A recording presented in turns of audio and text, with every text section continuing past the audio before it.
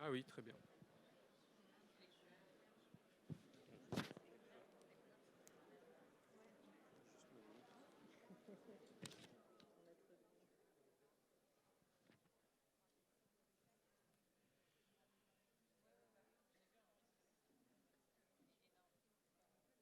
Bien, mesdames, messieurs, chers collègues,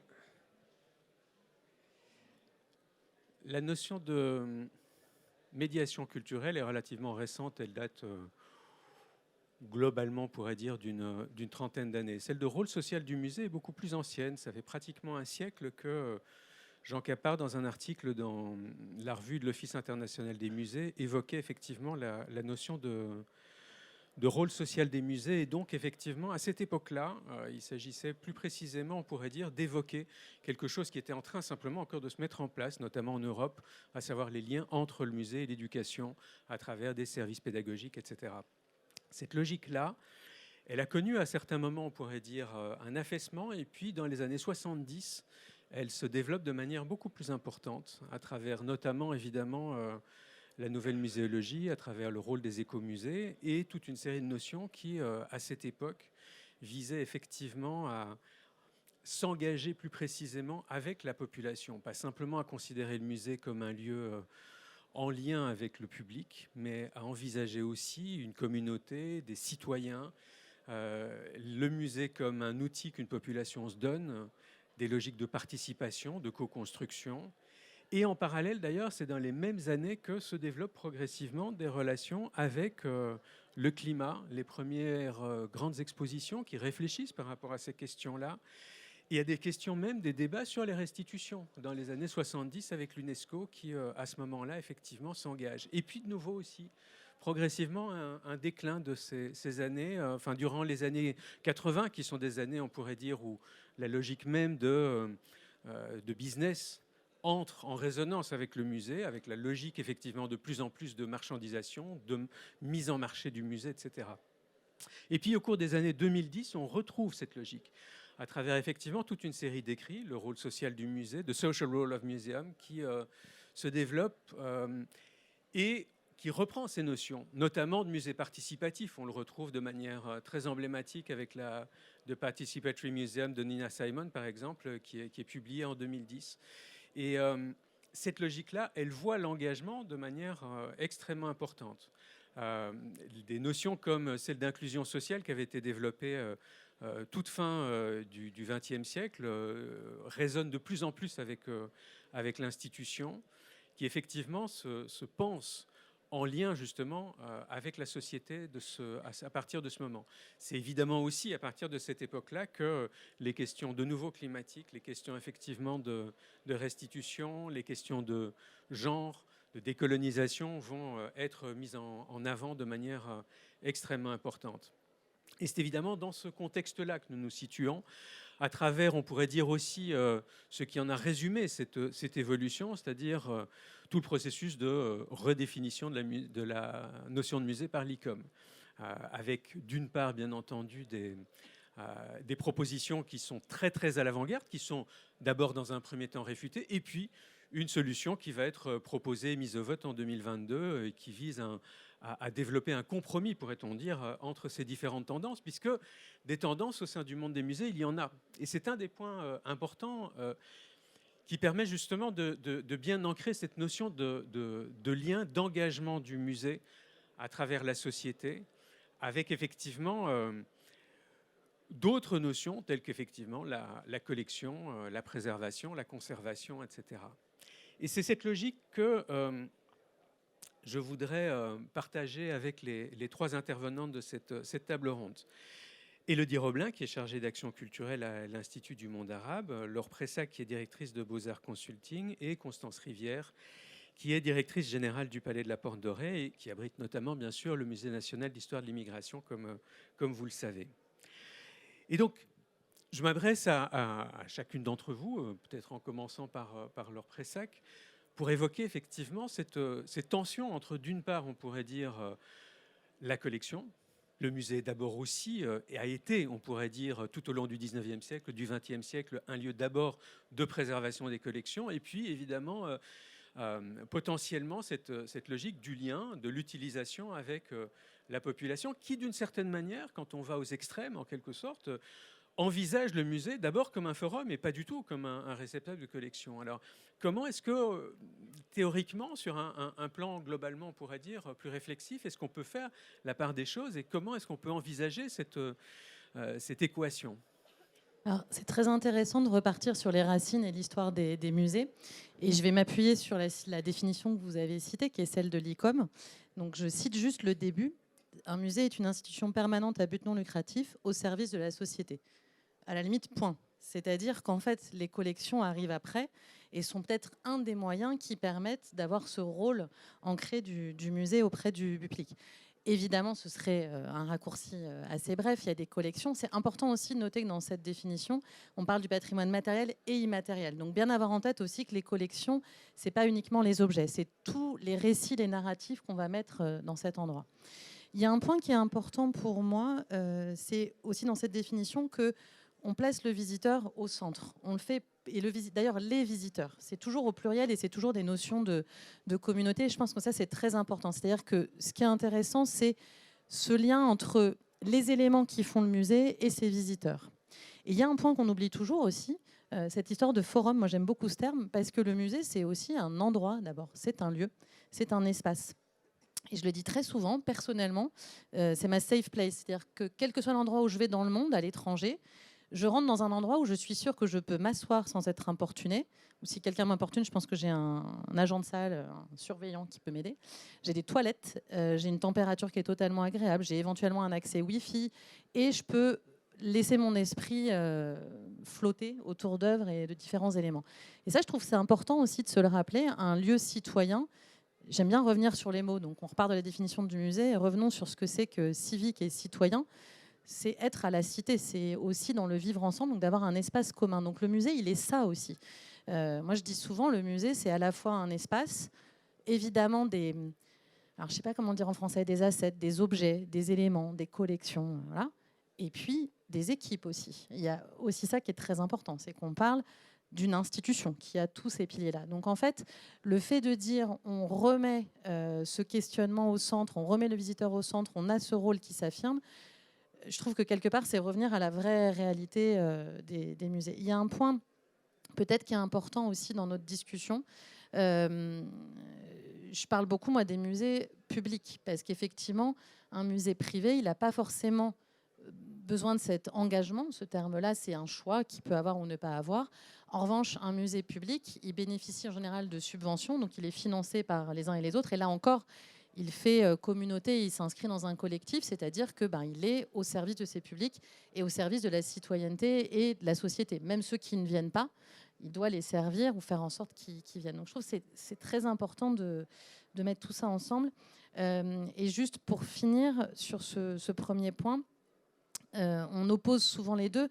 C'est évidemment pas forcément incompatible. Ce que vous disiez, c'est qu'en fait, les collections, elles peuvent être aussi le support d'un message citoyen ou d'un engagement de différents éléments. Mais en tout cas, c'est pas on laisse tomber les collections et on met l'accent sur la citoyenneté. Et puis d'ailleurs, la citoyenneté, comme vous l'avez dit, ça peut être dans les méthodes qu'on utilise participatives, ça peut être dans les thèmes qu'on traite, ou ça peut être dans le rapport qu'on a avec ses équipes. Donc c'est pour moi vraiment, j'allais dire, un recentrage sur qu'est-ce qui fait le musée et qu'est-ce qu'il doit regarder en premier. Et dans la définition, telle que moi je la comprends en tout cas, c'est le vivre ensemble et faire société. Et quels que soient les moyens qu'on utilise derrière pour servir ça. Merci beaucoup. Alors, Constance Rivière, peut-être une réflexion à partir de l'engagement que vous avez depuis le MNHI et bien sûr l'ensemble de la Porte Dorée. Merci beaucoup. C'est déjà impressionnant de voir tellement de personnes qui sont présentes à l'heure presque du déjeuner. Je réalise en fait, à la fois en entendant votre question et en écoutant Laure, à quel point on est dans une situation inverse par rapport à vos questionnements. C'est-à-dire que vous dites beaucoup, il faut revenir à la question de l'engagement citoyen, à la mission publique d'un établissement, repenser aux visiteurs. Et en fait, à cet égard, le musée de l'histoire de l'immigration, il est dans une position qui est très singulière, puisqu'il est d'abord créé comme cité avant d'être créé comme musée. Il naît il y a à peu près 20 ans sans aucune collection préétablie. Donc il n'est pas d'abord dans un rapport de conservation, mais il est d'abord dans un questionnement sur la manière de faire en sorte que les publics et les visiteurs en général puissent, avec un objet culturel, aujourd'hui muséal, mais culturel à l'époque, sans avoir cette détermination aussi nette, peut contribuer à faire connaître et reconnaître les apports de l'immigration à l'histoire de France de manière assez rapide. Et je dirais que un des choix les plus importants qui a été fait à l'époque et qui nous permet aujourd'hui d'occuper, je l'espère, une place singulière et importante dans le positionnement des musées nationaux en général, c'est justement d'avoir dit tout de suite, ça ne doit pas être une galerie, ça doit être un musée. Et donc, ça doit avoir des collections qui sont des collections en propre. Et ce choix qui a été fait à 20 ans, à la fois d'avoir des collections, et c'était pas évident, hein, beaucoup de gens disaient, si on parle de l'histoire de l'immigration, qu'on en fait un musée avec des collections, il y a un risque de patrimonialiser, et puis qui est-ce que ça intéressera, et puis de toute façon, aucun artiste ne travaille là-dessus. Alors, 20 ans plus tard, on voit bien à quel point c'est ridicule, mais à l'époque, il y a vraiment toutes ces questions-là qui sont posées, y compris dans des rapports écrits au moment de la création de l'établissement. Et c'est Jacques Toubon et dans les équipes qui constituent la cité qui se lancent là-dedans et se disent non, on doit avoir des collections parce que c'est ça qui va garantir aussi à la fois notre assise dans le temps et notre assise dans l'espace avec la capacité à faire circuler ces histoires d'immigration, à faire circuler les œuvres et à leur donner une force particulière. Et donc, pour moi, les collections, d'une certaine manière, et le rôle des conservateurs dans l'établissement est aujourd'hui un des deux piliers qui font que cette vocation initialement citoyenne politique et d'engagement de l'établissement peut lui permettre de continuer à aborder, on en parlera peut-être après, parfois assez frontalement des sujets difficiles, sans le faire de telle sorte que ça apparaisse comme idéologique, militant ou partisan. Et donc c'est parce qu'on a des collections, des conservateurs et des liens extrêmement étroits, ça n'a pas été évoqué, mais c'est très important, avec les chercheurs qui travaillent sur ces sujets-là, qu'on peut être un lieu d'engagement citoyen qui nous autorise à venir frotter sur des sujets difficiles. Donc, pardon, mais presque en sens inverse, je dirais que notre travail, partant des visiteurs, des publics et des questionnements contemporains, c'est de faire toujours attention à prendre soin des collections et à les développer. Merci, c'est intéressant parce qu'effectivement, on a autour de cette table deux institutions qui au départ ne reprennent pas le terme de musée. La Cité et l'Institut du monde arabe. Et effectivement, il y a une époque déjà à ce moment-là où le terme de musée sent un peu la naphtaline, enfin revient en quelque sorte à Santiago, où on cherche d'autres choses, notamment sur les plans politiques.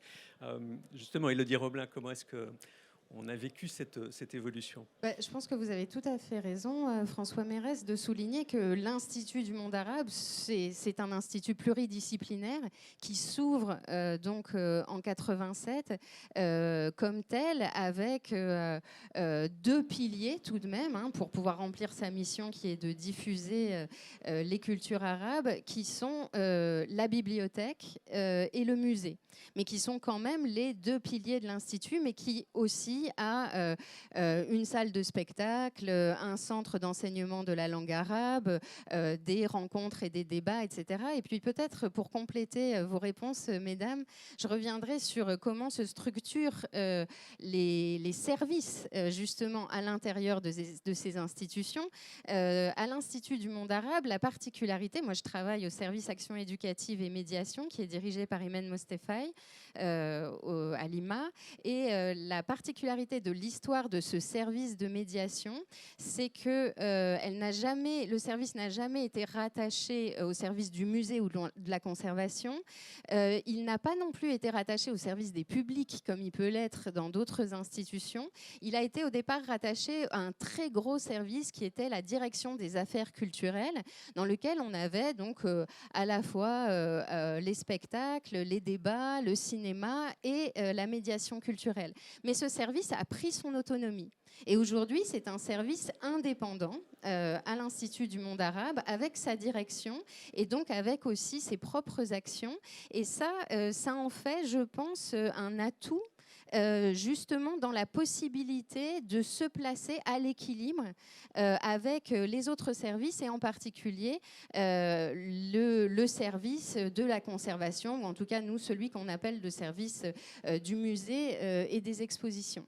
Et ça c'est quelque chose d'assez intéressant et notamment je pense que, et ça c'est cette autonomisation du service de la médiation a permis de le structurer et effectivement de mettre en avant les besoins spécifiques des visiteurs et des publics, parce qu'il a gagné en expertise de ce point de vue-là et il permet aujourd'hui d'être structuré autour de ces différents besoins avec bien sûr le public scolaire, avec des professeurs détachés ou des professeurs relais, le champ social, l'accessibilité, la justice dont on reparlera sans doute, un pôle aussi vers la santé, mais avec une polyvalence suffisante pour ne pas travailler en silo et pour ne pas segmenter ses publics et pour avoir une approche plus large de la médiation à partir des collections. Par exemple, en ce moment, nous avons l'entrée dans la collection qui est l'occasion d'une exposition d'une série de productions dans une exposition qui s'appelle Tenter l'art pour soigner, donc des productions de patients de l'hôpital psychiatrique de Blida en Algérie qui ont été faites dans les années 70. Et notre service donc propose une performance donc à la fois théâtrale et dansée qui s'appelle Ô mon corps et qui est signée en langue des signes. Et donc là, vous avez typiquement quelque chose qui va permettre de s'adresser à tous les publics depuis nos collections, tout en étant dans une sorte d'accessibilité universelle assez intéressante.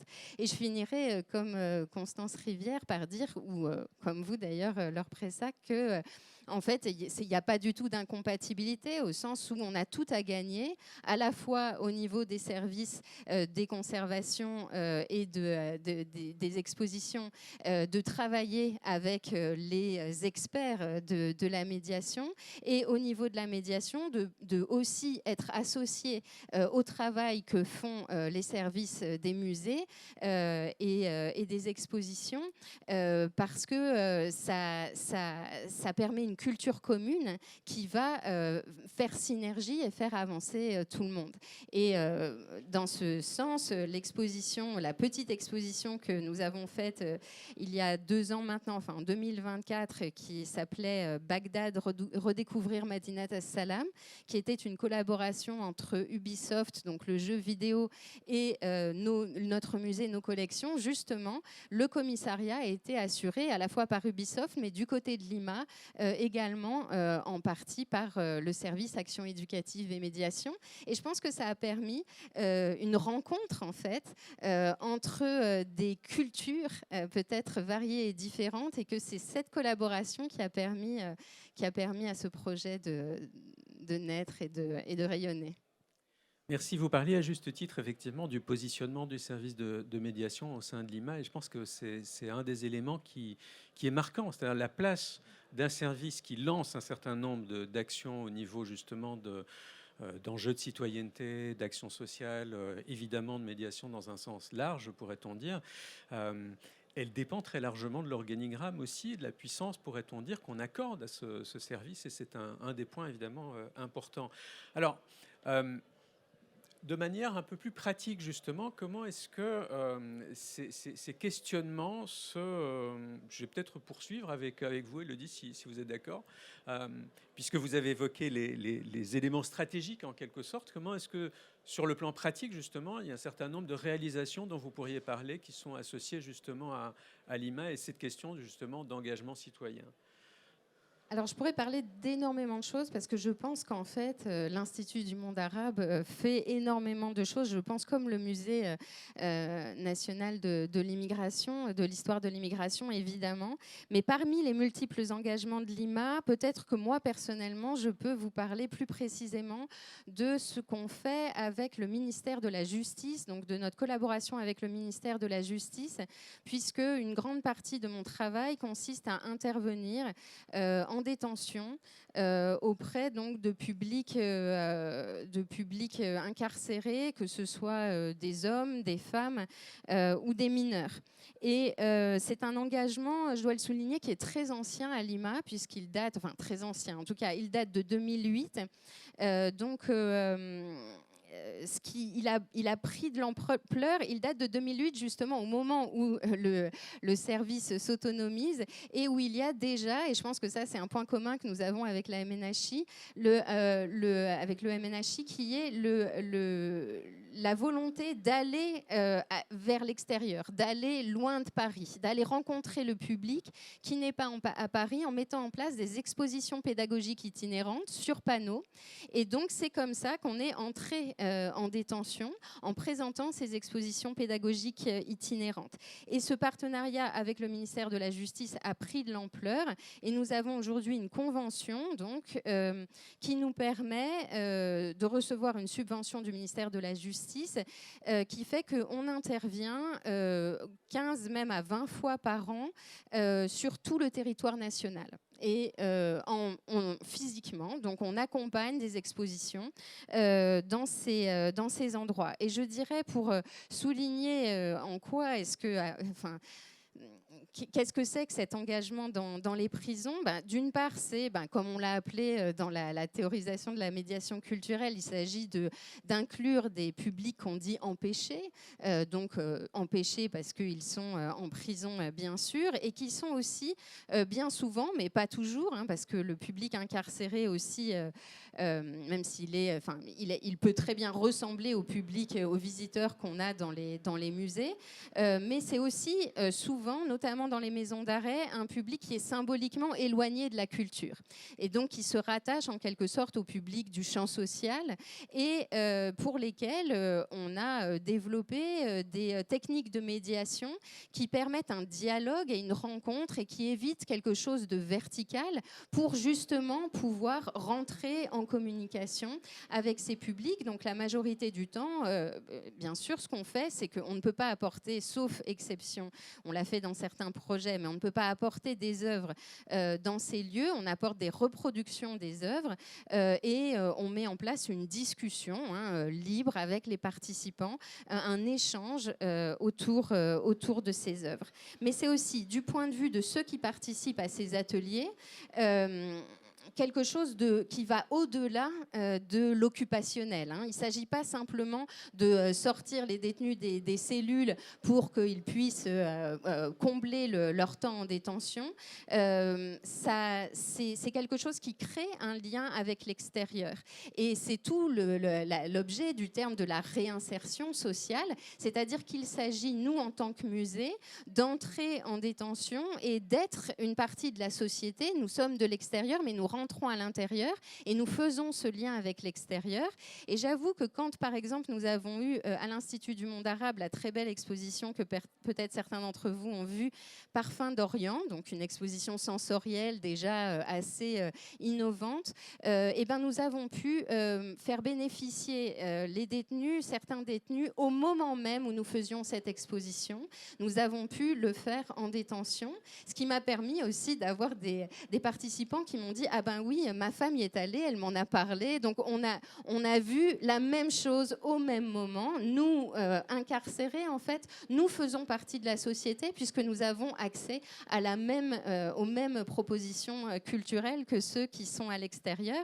Et je terminerai rapidement pour dire qu'on n'est pas non plus à l'abri d'une émotion particulière qui peut être provoquée pendant ces ateliers-là. Et dans ce sens, la culture, comme nos visiteurs dans nos musées ou dans nos expositions, ça peut changer la vie, en fait. Et il peut y avoir parfois des émotions esthétiques intéressantes. Et je me souviens être allée à Hörmingen, en Alsace. Je suis arrivée dans la bibliothèque. Alors l'OXI, c'est le détenu qui est chargé de prendre en charge contre salaire la bibliothèque. Il avait mis en exposition justement tout un tas de catalogues de l'Institut du monde arabe qu'on avait fait parvenir en amont pour enrichir la bibliothèque de l'établissement. Donc j'ai été particulièrement bien reçue, et puis j'ai fait on a échangé avec un groupe de détenus autour de l'architecture de l'Institut du monde arabe, le traitement de la lumière dans l'architecture de Jean Nouvel, et puis d'autres éléments architecturaux, le traitement de la lumière dans l'architecture arabe en général. Et un des participants est venu me voir à la fin en me faisant part de l'émotion qu'il avait eue en voyant les images des moucharabiers, de la fameuse façade de l'Institut du monde arabe. Et il m'a dit je crois que finalement tout ça a un sens quelque part, et si je suis là, c'est peut-être aussi parce que je devais vous rencontrer et rencontrer cette émotion autour des moucharabiers. Je m'arrête là, mais je pense que c'est assez significatif. Merci beaucoup, Élodie. Laure Pressac, à travers Beaux-Arts Consulting, vous avez mis en place aussi un certain nombre d'actions particulièrement intéressantes sur ce plan.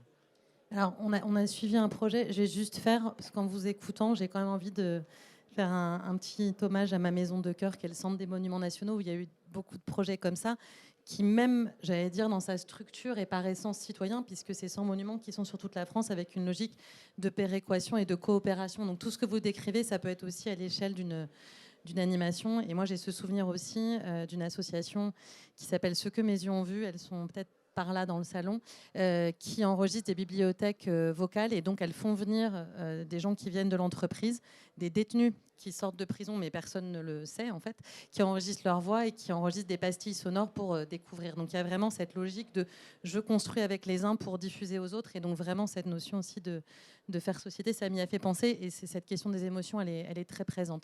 On a effectivement accompagné plusieurs projets. Je pense en parler d'un seul pour tenir le temps, mais avec la ville de Mons en Belgique, que je vous encourage fortement à aller visiter, qui est une ancienne capitale européenne de la culture. Et c'est un projet porté par la ville, où on a évidemment opéré, et on avait aussi comme partenaire Laurence Chénaud-Dupin, qui doit être dans les parages, et Tactile Studio, qui sont juste derrière, qui ont fait la scéno. Et c'était intéressant parce que c'est pas vraiment un musée, c'est l'hôtel de ville de la ville. Donc tout le monde me tuerait s'il m'entendait dire ça, mais en gros, vous prenez l'hôtel de ville de Paris, vous faites la version miniature, juste pour que vous figuriez le lieu. Donc un endroit très beau, avec une très belle architecture, avec des dorures, avec des œuvres d'un artiste, en l'occurrence Garouste. Donc vraiment, de quoi raconter beaucoup de choses. Et ce qui nous a tous guidés sur ce projet, je pense qui était notre conviction, c'est de dire qu'on voulait que ce lieu culturel soit transformatif, c'est-à-dire qu'il y ait un impact, qu'entre le moment où je rentre et le moment où je sors, il s'est passé quelque chose. Alors évidemment, dans un univers parfait, ça va changer aussi mes actions ensuite, mais en tout cas que le message soit très différent. Donc on avait un parcours d'une dizaine de salles, on a écrit le programme de cet espace, où évidemment il fallait raconter les différents espaces, raconter l'histoire de la ville. On a fait un choix collectivement d'insérer dans ce parcours-là des messages citoyens, c'est-à-dire de dire comment je raconte dans ce lieu, qu'est-ce que ça veut dire être citoyen, voire encore mieux, comment je fais en sorte que les citoyens qui en sortent le soient encore plus, et soient encore plus actifs sur ce rôle-là. Donc comment on a fait ? Je vous donne 2 exemples de dispositifs qui ont été pensés. Un premier dispositif qui est que, évidemment, on avait une collection de toiles du 18e, 19e, avec les personnes importantes de la ville. Évidemment que des hommes, parce qu'à l'époque, voilà. Et on a eu un petit point où on s'est dit, mais en fait, il y a plein d'autres personnes qui ont participé à l'évolution de la ville, qui ont été des citoyens engagés. Comment les rendre présents ? Et la ville a accepté, sur proposition collective, que maintenant vous avez une salle des portraits où vous avez ces portraits qui sont accrochés, et au milieu vous avez des créations graphiques qui reprennent les visages de certaines femmes, de certains hommes qui sont arrivés plus récemment et qui ont aussi eu un rôle majeur de citoyenneté.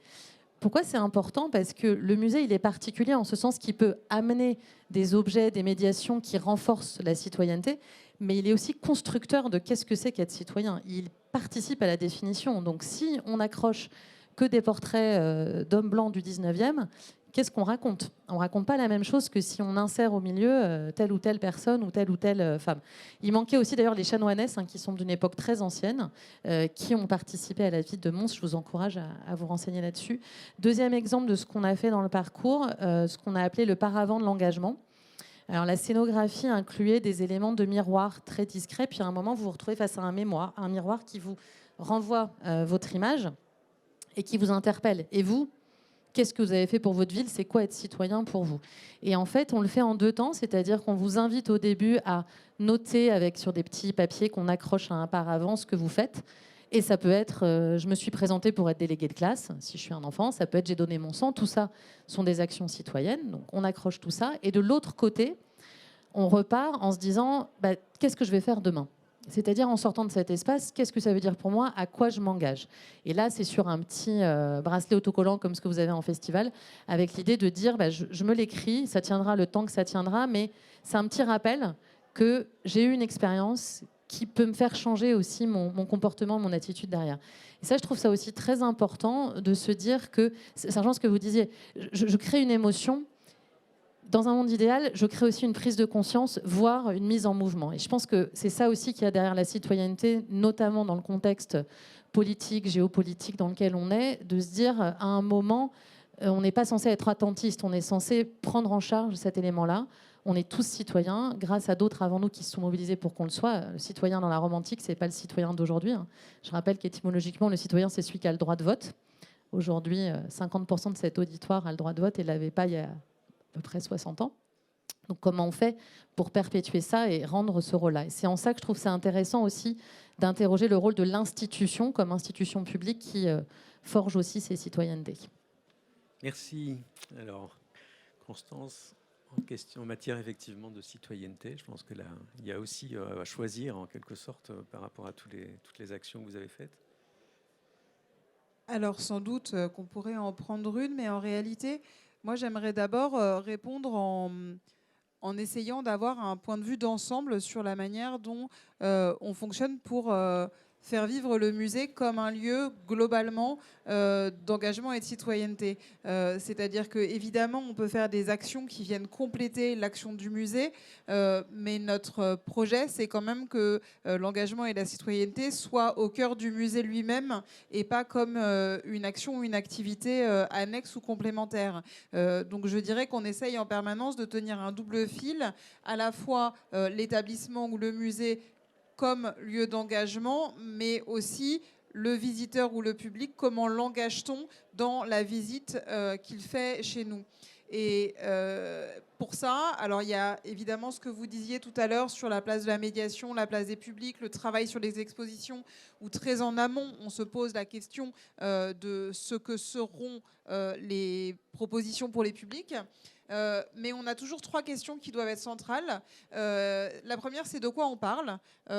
Évidemment, c'est quand même un peu plus facile d'aller sur des questions citoyennes quand le sujet de nos expositions l'est directement. Ça a été le cas pour Banlieue Chérie, qui était la dernière. Et c'est le cas presque de manière encore plus directe pour l'exposition actuelle Migration et Climat, qui se termine dans 2 semaines. Donc je vous invite évidemment à aller la voir avant la fin. Et je vous en dirai 2 mots sur la manière dont on l'a préparée.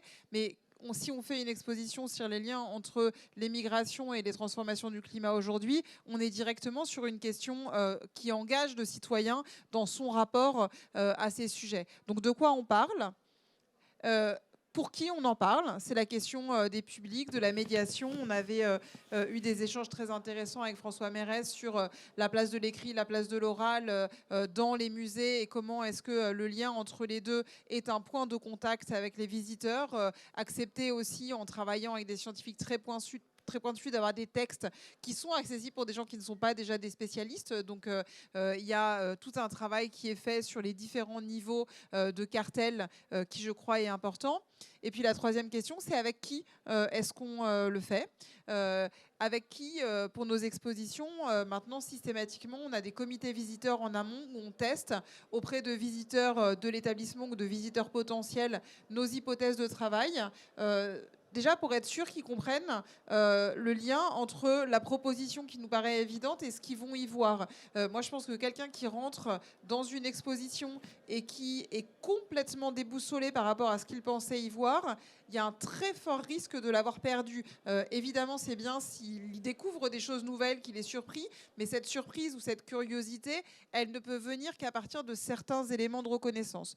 Donc, il y a tout ce travail qui est fait avec le comité visiteur, et puis il y a le travail qui est fait aussi avec des collectifs pour leur faire une place dans l'exposition. Si je prends l'exposition Migration et climat, par rapport à la question de la citoyenneté, on était pris dans une sorte d'injonction presque un peu contradictoire, où à la fois on veut être extrêmement exemplaire sur le plan environnemental, écologique, et donc ne pas faire venir des œuvres du bout du monde pour les présenter à un public français pendant 3 mois. Et en même temps, on ne peut pas parler de la question de l'impact climatique sur les circulations des populations sans avoir une place importante aux populations qui sont les plus directement concernées, que ce soit au Groenland, dans les îles du Pacifique, ou au Soudan du Sud. Et donc, il y a un travail qui a été fait pour essayer d'aller identifier des collectifs sur place qui ont produit des films, qui nous ont transmis des œuvres qu'on a rediffusées, qui ont travaillé avec des enfants, mais pour que la voix des personnes concernées par les sujets soit au cœur de l'exposition, au même titre que les données scientifiques et les œuvres d'art. Et puis ensuite, il y a la place du visiteur lui-même, l'engagement du visiteur. Alors, on a toujours maintenant, à la fin de nos expositions, un mur où on leur propose de s'exprimer. Pour Migration et Climat, c'est qu'aimeriez-vous dire aux générations futures? C'est un peu ce que Laure décrivait sur le paravent, c'est-à-dire qu'on l'invite par sa production écrite à être lui-même un acteur de la question ou des questions qui traversent l'exposition. C'est parfois assez drôle quand on lit les petits mots régulièrement. Là, hier, je repassais et c'était écrit « Bon courage ». Sans doute que c'est le meilleur résumé. Et donc voilà, donc je voulais quand même dire que au-delà de toutes les actions, et on en fait énormément en dehors des murs, des actions d'aller vers, des travails de AC, des travails avec des collèges, on a un jumelage avec Bondy sur 3 ans, donc ça nous permet de faire des choses dans la durée. Ces questions-là, pour moi, elles doivent être au cœur de ce qu'est notre travail au quotidien et pas seulement un complément. Après, j'évoque quand même très rapidement une initiative sur laquelle on travaille aujourd'hui, qui est la création d'une cabine de collecte pour aller, en particulier dans les petites villes et les zones rurales, collecter des histoires de migration, puisque notre collection, elle est aussi faite d'objets et de témoignages de personnes dont c'est la trajectoire. Et notre conviction, c'est que d'ouvrir une discussion à partir des vies des personnes qui sont concernées, à partir de ses voisins, de parler de ça, c'est une des réponses possibles à la violence du monde. Et Laure évoquait le musée comme safe place au tout départ. Et donc, si on pouvait essayer de diffuser cet esprit de safe place à l'extérieur de nos murs, je pense que ça serait pas mal.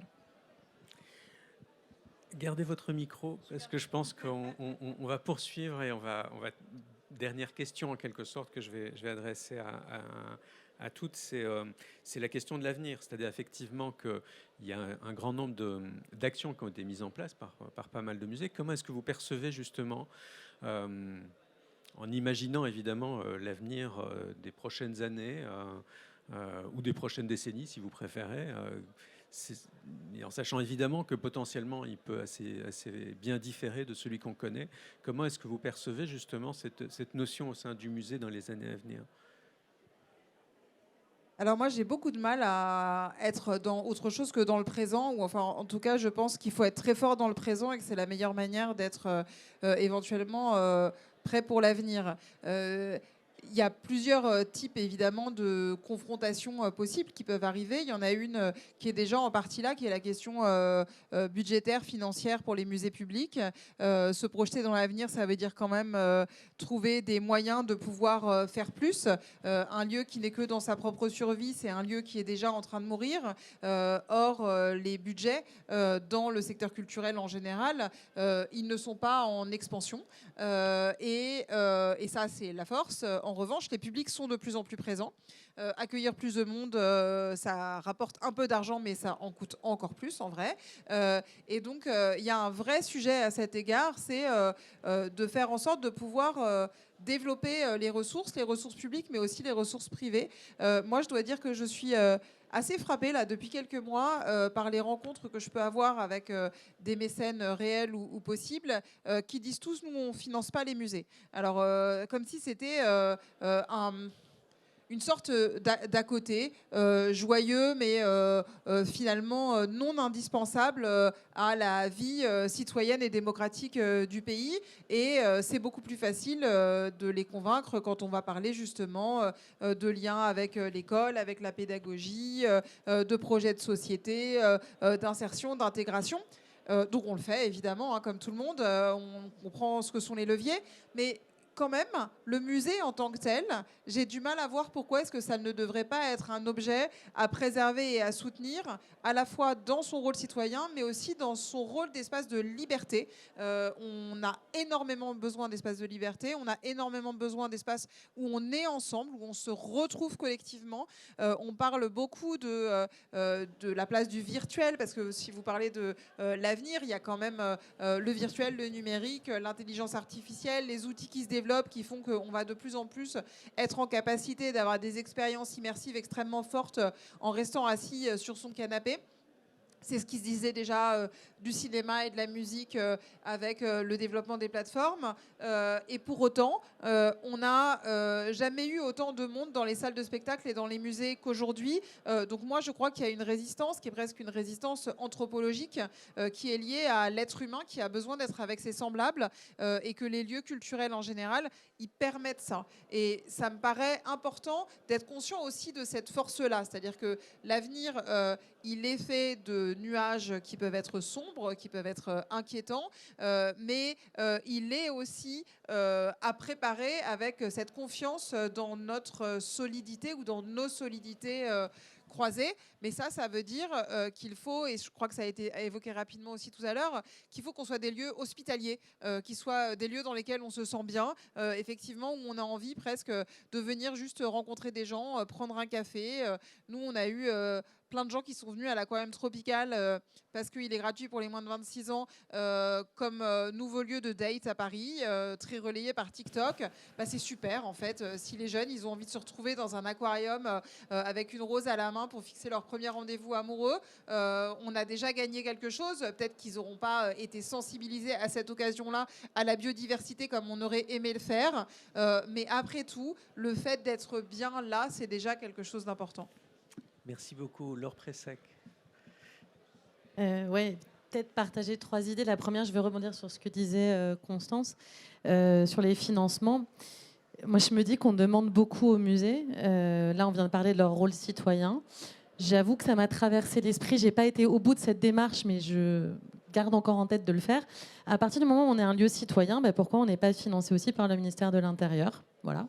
Là, il y avait des élections. Quand on contribue à ça... Alors moi, je me permets de dire que nous sommes sous tutelle du ministère de l'Intérieur, mais sans financement du ministère de l'Intérieur. Mais sans financement, voilà. Donc, je lance un appel. Ministère de l'Intérieur, bonjour, votre mission, c'est la citoyenneté. Donner de l'argent au musée. Non, mais au-delà de la blague, de se dire qu'il y a un certain nombre de... On a un périmètre d'action et de responsabilité au musée aujourd'hui qui fait qu'il y a peut-être aussi ces soutiens et ces financements croisés. Je voudrais pas... Enfin, il y a un fonctionnement en réseau aussi. Constance en a pas parlé. Donc, le réseau des musées engagés qui met aussi ça en lumière. Donc je pense que dans les financements, les soutiens, les appuis, mettre l'accent sur ce rôle citoyen, je pense que c'est quelque chose qui va s'amplifier. La deuxième idée, alors qui est un peu marquée par le fait que je me balade parfois un peu dans le monde et que j'ai eu la chance d'être une résidente de la Villa Albertine et je me suis retrouvée au Texas. Voilà. Et du coup, j'ai découvert le musée du président Bush, où il y a évidemment toute une partie très hagiographique de j'ai été génial et j'ai changé le monde. Bon, ok, c'est bien, ça exerce le sens critique, qui est aussi d'ailleurs un élément essentiel de la citoyenneté, d'arriver à faire le décodage. Mais je me suis aussi retrouvée, je travaillais sur le 11 septembre, j'ai toute la mémoire, tous les éléments de cette histoire récente. Et je me suis fait la réflexion de me dire qu'en France, on n'a pas de lieu comme ça, en fait, où on parle de l'histoire contemporaine, des enjeux citoyens contemporains, de ces thèmes-là. On le traite, évidemment, il y a beaucoup de musées qui le traitent soit dans leurs actions et leurs médiations, soit en filigrane. Je pense à l'accrochage d'Orsay avec les tableaux pour montrer le décalage et l'impact écologique, etc. Enfin, il y a plein de choses, évidemment, qui sont faites, mais il n'y a pas un lieu citoyen. Alors, vous le soulignez au début, il y a l'Académie du climat, voilà, mais il n'y a pas un musée sur ces sujets-là, un musée de la démocratie ou qui traite de certains de ces sujets. Je me dis que ce serait peut-être pas mal. Et ça pourrait être d'ailleurs un musée mobile sous une forme ou sous une autre. En tout cas, ça m'a traversé l'esprit quand j'ai vu le musée de George Bush et celui d'Obama qui va ouvrir bientôt. Et puis la troisième idée, juste pour évoquer un projet qu'on a fait... Il y a le musée du président Chirac quand même en C'est Corrèze, vrai, pardon. si je peux me permettre. Autant pour moi. C'est vrai que les cadeaux, c'est assez important. Et que, voilà. Non, et c'est vrai qu'il y a un centre Mitterrand aussi qui a ouvert. Mais vraiment sur ces notions citoyennes. Et la troisième idée, c'est plus, ça rejoint aussi ce que disait Constance tout à l'heure. On a travaillé récemment pour Haute-Paris, qui est l'acteur public qui fait que vous avez de l'eau quand vous ouvrez votre robinet. Je schématise aussi très rapidement, pardon, mais voilà. Ils ont changé de bâtiment, ils ont ouvert au rez-de-chaussée un espace qui est destiné aux groupes scolaires pour qu'ils puissent comprendre et être sensibilisés à ces sujets-là. Et je me dis que c'est peut-être ça aussi, c'est le lieu et la place de certains acteurs, entreprises, associations, enfin différents éléments, et en fait qu'on pourrait sortir du musée. Et moi, ce que je trouve, c'est que, et on est dans l'endroit idéal pour le dire, l'univers et l'écosystème muséal a une richesse de médiation, de création de récits, d'immersion sonore, d'immersif numérique, tout ce qu'on veut, qui permettent de forger des histoires et de raconter, et donc de saisir, au sens de faire réagir les gens plus fortement. Et je me dis qu'il y a peut-être ça aussi, c'est-à-dire d'aller dans des espaces qui ne sont pas faits, qui sont pour les entreprises, mais d'arriver à avoir une prise de parole et en tout cas d'utiliser l'expertise de l'écosystème des gens qui travaillent dans les musées pour construire ces discours-là. Ce qu'on a fait, mais pas nous avec nos petites mains, hein, c'est évidemment les cénos, les muséos qui ont été recrutés, les producteurs de contenu interactif. Ce qu'ils ont fait, pour moi, va permettre à plein de jeunes, mais aussi de moins jeunes, de comprendre via des manips, via des images, pourquoi c'est important de préserver l'eau. Et ça, je pense que c'est essentiel. On attend les musées en tant que lieu d'accueil, de gestion de collection, de porteurs de messages, mais je pense qu'ils peuvent être aussi ingénieurs du savoir, d'une connaissance et d'une mobilisation dans d'autres espaces pas prévus pour ça à la base, mais qu'il va falloir investir, je pense, urgemment. Merci. Voilà, Élodie Roblin. Alors, je pense qu'il faut que je sois très rapide pour qu'on laisse de la place aux questions. Oui, absolument. Alors, au-delà de ce que nous, on aimerait faire dans la perspective peut-être d'un nouveau musée avec effectivement des forums ou des participations de nos visiteurs, approfondir aussi l'idée de l'art et de la santé et donc du bien-être au musée, effectivement. Et je reprendrai ce que vous avez dit, Constance et Laure, à ce propos, avec juste un exemple sur ce que c'est que effectivement se retrouver au musée pour se sentir peut-être apaisé face à des sujets particulièrement difficiles. Nous avons à Lima un partenariat très très ancien avec le musée d'art et d'histoire du judaïsme que nous menons depuis plus de 20 ans et que nous approfondissons d'année en année et qui est à la fois notre passé, notre présent et notre avenir quelque part, qui étonne toujours autant notre public. Et une des dernières actions dans le cadre de ce partenariat que nous avons mis en place, en plus d'une mallette pédagogique à destination des enseignants, nous proposons au public adulte une visite à 2 voix, ce qui se fait rarement, donc où les visiteurs acceptent de passer tout un dimanche avec nous dans une visite à 2 voix au musée d'art et d'histoire du judaïsme le matin, avec une conférencière du MAJ, une conférencière de Lima, et il continue l'après-midi avec la même chose à l'Institut du du monde arabe. Et on a pu constater, ça fait 5 ans qu'on fait cette visite, elle est toujours pleine, on en fait 2 par trimestre. Et on a pu constater, notamment après le 7 octobre, combien cette visite était un lieu d'apaisement, de discussion, de véritables échanges de culture partagée entre nous, mais aussi avec le public. Et je pense qu'effectivement, ça peut symboliser beaucoup de thèmes que vous avez aussi développés, mesdames. Merci beaucoup. Merci à toutes les trois. Alors évidemment, une table ronde sur la participation serait quand même difficile sans autres participants et sans questions et réponses avec le public. Donc il y a un micro qui peut circuler.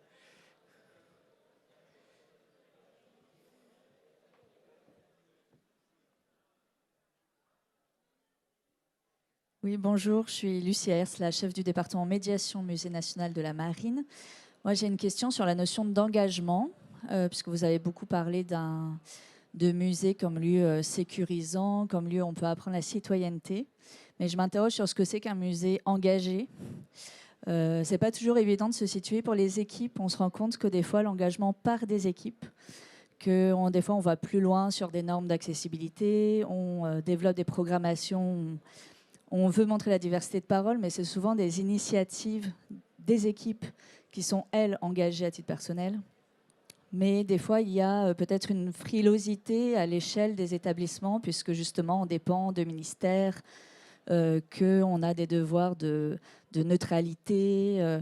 Voilà, donc je voulais avoir un peu votre point de vue sur qu'est-ce qu'un musée engagé, est-ce qu'il faut l'être ou pas, notamment quand on a un établissement public. Alors, de mon point de vue, la réponse est oui, mais je vais essayer de développer un tout petit peu. On a créé, Laurie a fait référence il y a 3 ans, à un réseau des musées engagés. Pour tout dire, c'est un réseau de musées qui s'est constitué sans s'appeler d'abord le réseau des musées engagés. C'était en réponse au plan national de lutte contre le racisme et l'antisémitisme. On a voulu positionner les musées comme des lieux dans lesquels les visites de scolaires pouvaient permettre de poser toute une série de questions, ou en tout cas de dire que les musées devaient faire partie de ce plan national. Et en réalité, assez rapidement, par facilité, on s'est dit, on est des musées engagés contre le racisme et l'antisémitisme, et puis des musées engagés tout court. Et je me souviens, quand j'ai fait circuler le premier texte là-dessus, j'ai dit à mes équipes, musée engagé, ça restera jamais, mais bon, au moins, on sait à peu près d'où partir et on verra bien ce qu'on trouve. Et en réalité, aujourd'hui, on est un peu plus de 50 musées sur l'ensemble du territoire, des musées nationaux, des musées territoriaux, des musées associatifs, etc. Il n'y a pas un seul musée, pas une seule tutelle politique, qu'elle soit municipale ou nationale, qui a tiqué sur ce terme-là. Ce qui a été un peu surprenant de mon point de vue, mais on a essayé d'expliquer tout de suite ce que ça voulait dire engagé pour nous. Et engagé pour nous, c'est pas engagé dans telle ou telle direction, c'est engagé dans la société. C'était l'idée de poser juste une chose assez simple, qui est que le musée n'est pas un lieu où tout d'un coup on sort du monde pour se préserver des bruits et de la violence du monde, mais c'est un lieu dans lequel on essaye d'y apporter des formes de réponse, ou en tout cas des débats possibles, des pas de côté possibles qui permettent d'avancer mieux ou plus sereinement dans le monde. Et donc on est engagé dans ce sens-là. Ce qui évidemment pose la question de l'engagement au sens peut-être plus classique ou plus politique.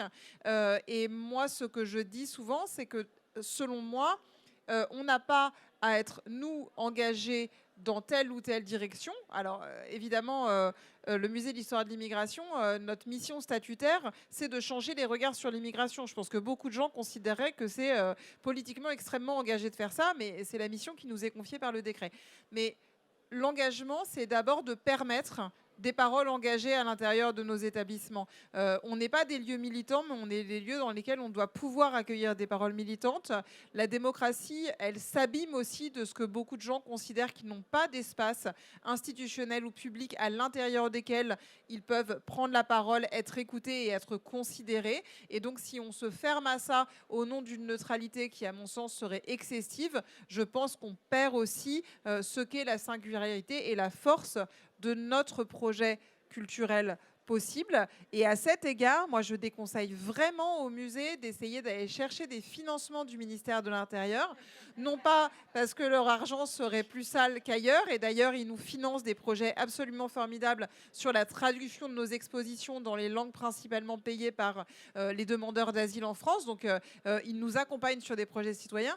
En revanche, je pense que la liberté des établissements culturels correspond à une tradition et à une culture qui ne peut pas être unanimement partagée par l'ensemble des autorités publiques.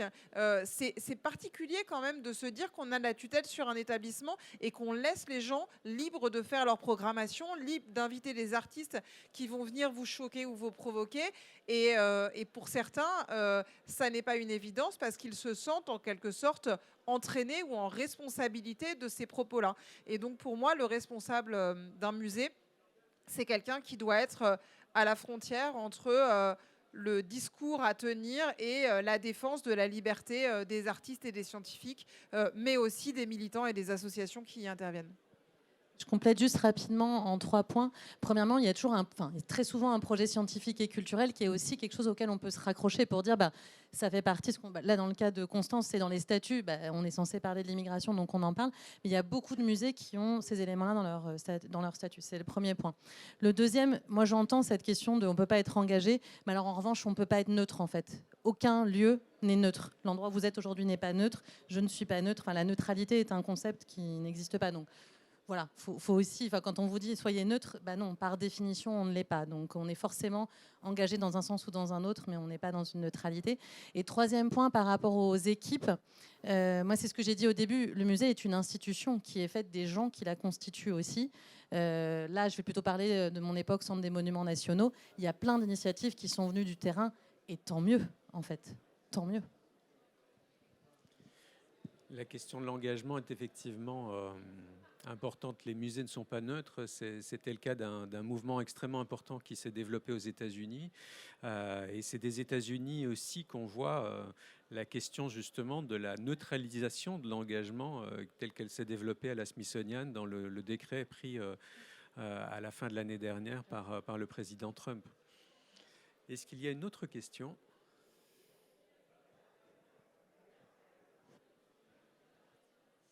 Bonjour. Tout à l'heure, vous parliez des actions culturelles menées en dehors des institutions muséales, donc dans un milieu carcéral ou dans un hôtel de ville.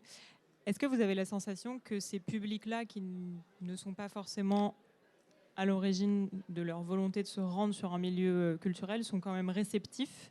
Et de quelle manière est-ce que vous arrivez à mesurer l'engagement qu'ils peuvent avoir après sur un plus long terme peut-être que juste une action menée un jour J? Alors pour ma part, je répondrai sur le milieu carcéral. En fait, toutes les personnes qui participent à des activités que nous proposons sont volontaires. En aucune manière, ils ont tout à fait le droit, même s'ils se sont inscrits, de ne pas venir. Donc tous ceux qui viennent veulent être là. Donc il y a bien sûr c'est très difficile de mesurer en fait l'engagement, dans quelle mesure ça va transformer quelqu'un, mais ça je pense que de toute façon c'est difficile de le mesurer aussi savoir si ça transforme les gens de venir visiter telle ou telle exposition. On le voit peut-être davantage sur des actions qu'on fait de façon plus suivie, quand on vient et quand on revient.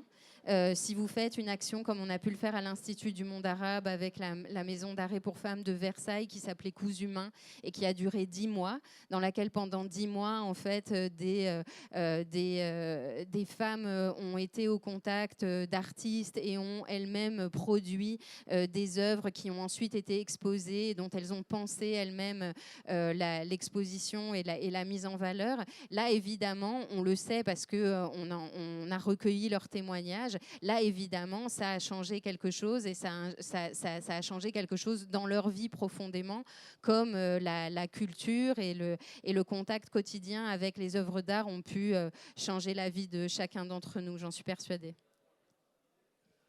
Je réponds juste sur l'hôtel de ville, j'ai peut-être pas été assez claire. C'est un bâtiment qui a encore sa fonction d'hôtel de ville, donc il y a le bureau du bourgmestre et des salles de réunion, mais c'était un parcours de visite, donc les gens qui viennent pour visiter, donc on les prend pas par surprise. En revanche, je suis à la disposition de n'importe quel maire qui voudrait mettre ça dans un hôtel de ville, parce que je pense qu'aller chercher les gens à l'endroit où ils vont pour des procédures autres et où on parle d'un sujet qui est lié à ça, à savoir la citoyenneté dans ce cas-là, je trouverais ça formidable. C'est ce que je disais tout à l'heure en disant amener les techniques et les expertises muséales, faire une espèce d'extension du domaine muséal dans la partie citoyenne grand public. Je pense que ce serait génial. Et c'est pareil, on prend pas. On est exposé, vous êtes exposé à des milliers de messages par jour sur votre téléphone, de pubs, etc. Pourquoi on ne mettrait pas ça ? Il y a un mouvement qui est né comme ça, qui s'appelle La beauté sauvera le monde, qui est né à Saint-Dizier, parce que le maire a remplacé les panneaux de pub par des panneaux artistiques, avec une question de, voilà, je vais enlever la saturation de messages qui incitent à consommer par de la beauté. On pourrait très bien installer ce genre de choses sur des dispositifs citoyens pour sensibiliser sur des sujets X, Y ou Z. Le champ est vaste et les espaces disponibles pour le faire sont aussi très vastes.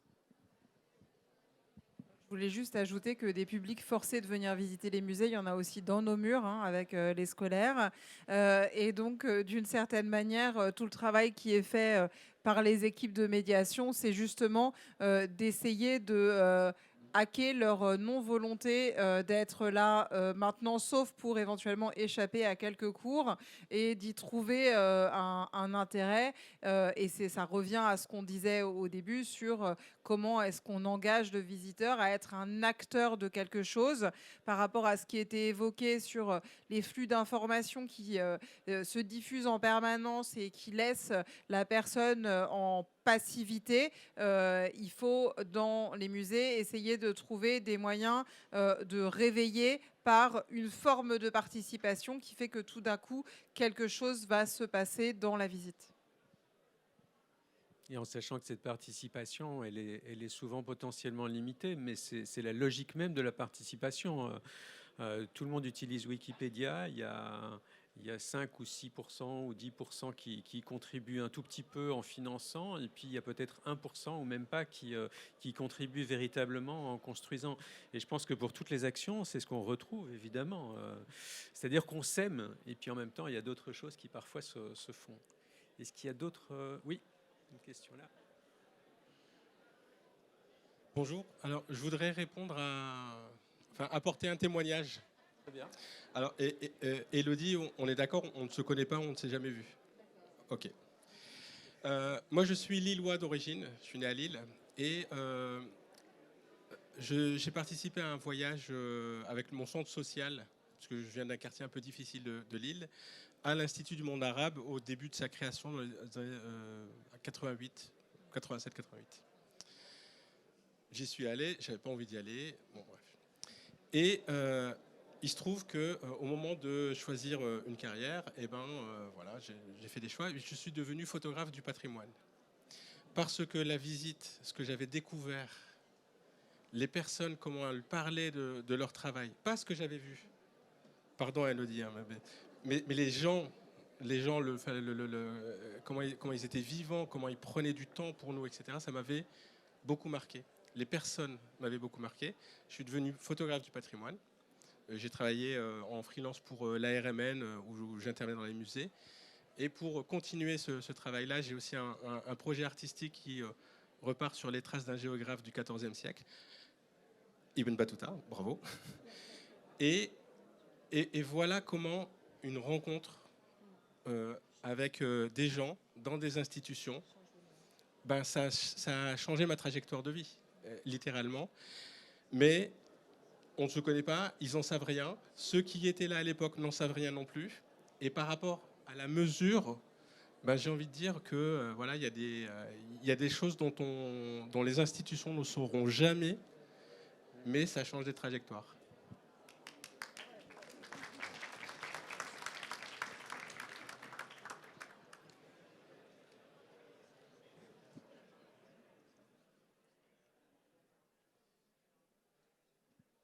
Bonjour, merci pour les interventions. Alors moi j'ai une question, donc on a beaucoup parlé des publics, normal c'est le sujet de la table ronde, mais je voulais savoir comment l'engagement et le civisme se traduisaient dans la structuration des établissements et la gouvernance notamment.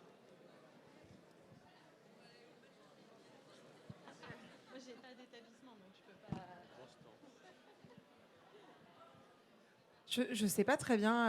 Je ne suis pas sûre d'avoir complètement compris la question.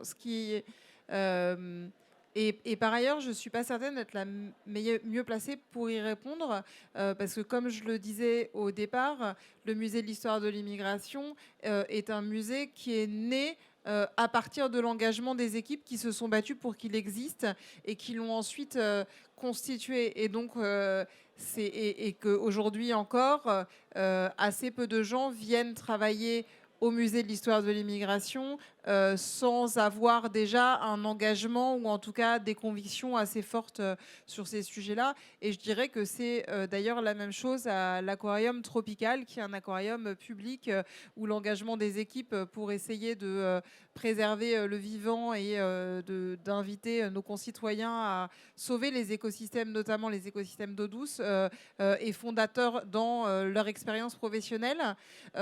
Donc je ne sais pas bien dire sur l'organisation des équipes.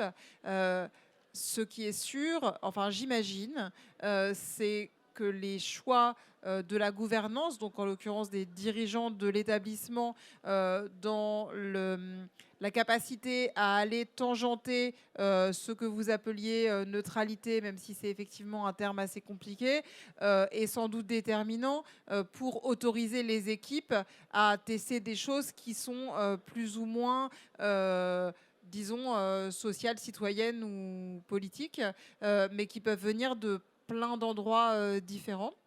Et l'autre chose, peut-être, c'est l'importance attachée à ce que dans la conception des projets, des équipes différentes soient impliquées dès le départ. Ce n'est pas tout à fait la même chose quand on pense à un projet d'exposition et qu'on a en même temps autour de la table la personne qui est responsable de la littérature, celle qui est responsable des relations avec les associations, celle qui est responsable des publics, parce que ça va venir aussi compléter ou confronter des idées qu'on peut avoir et qui partent souvent d'un point de vue artistique ou de nos collections. Donc peut-être dans l'organisation du travail, je dirais que c'est à cet endroit-là de rencontres très en amont que quelque chose peut peut-être se passer. Moi, j'irais vraiment complètement dans ce sens. À l'Institut du monde arabe, le titre même de l'institution, comme pour le Musée national de l'histoire de l'immigration, fait qu'il s'agit d'un lieu politique, ou en tout cas avec forcément une question sociale et politique qui se pose quand vous passez la porte.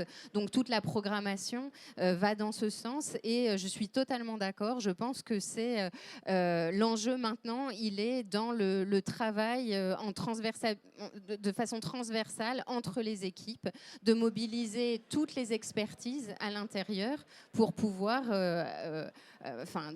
donner quelque chose qui vient d'une synergie et qui permet de donner le meilleur de cet engagement citoyen. Peut-être, je ne suis pas sûre de bien comprendre la question non plus, mais si vous faites le lien entre participation et engagement, il y a beaucoup de développement en ce moment de comités d'usagers, de visiteurs, etc. Là, c'est juste moi qui parle, mais pour moi, c'est pas de l'engagement, c'est de la participation au meilleur des cas. Il y a eu beaucoup de remises en question des modalités de sélection, du soutien, etc. Ce qui est normal, parce que c'est des démarches récentes, donc forcément on apprend et ça s'améliore, mais c'est pas un niveau d'engagement aussi fort. Il y a plein d'initiatives hyper intéressantes. La première qui me vient, et pardon parce qu'il y en a plein d'autres, mais c'est le musée Carnavalet où ils ont travaillé sur des cartels, à avoir des cartels qui sont écrits par des enfants. Ça, quelque part, c'est engager la parole des enfants dans le parcours. Donc c'est une matérialisation, j'allais dire, de cette logique d'embarquer les plus grands. Mais ça peut prendre plein de formes. Et en tout cas, personnellement, je ne suis pas sûre que la participation, au sens où on a fait notre petit comité, ce soit la meilleure preuve de ça. Je vais terminer cette table ronde, malheureusement, puisqu'on dépasse, on avait le droit de dépasser un tout petit peu, par évoquer quand même le fait que par-delà la gouvernance, par-delà les structures, c'est quand même une question de personnes. Et ça, c'est un des points essentiels. C'est-à-dire que les grands conservateurs, conservatrices, qu'on a pu voir à travers l'histoire des musées qui se sont passionnément engagés, ce sont aussi ceux-là souvent dont on retient le nom, que ce soit Jean Capart en Belgique dans les années 30, que ce soit John Cotton-Dana aux États-Unis au début des années 20, que ce soit Roland Harpin dans les années 80 au Québec, que ce soit effectivement actuellement des gens comme Xavier de Lasselle, par exemple, à Lyon, effectivement, que ce soit des musées comme Carnavalet ou ceux évidemment que nous avons ici. C'est d'abord en fait des gens, et c'est parce que ce sont eux qui ont effectivement, qui pensent, qui réfléchissent l'institution et qui la veulent justement se transformant et au service de la société, que les choses se font. Et ce ne sera pas de la gouvernance, ce sera pas non plus, et ça peut être aussi d'ailleurs des personnalités qui sont très fortes au niveau d'un service de médiation et qui vont, par la force des bras et par la force de la persuasion et de leur passion, réussir justement à positionner ce service pour qu'il soit entendu et pour qu'il puisse faire effectivement un certain nombre de choses. Je pense que c'est un des points importants, c'est que ça reste et ça dépend des professionnels de musée avant toute chose. Je vous remercie.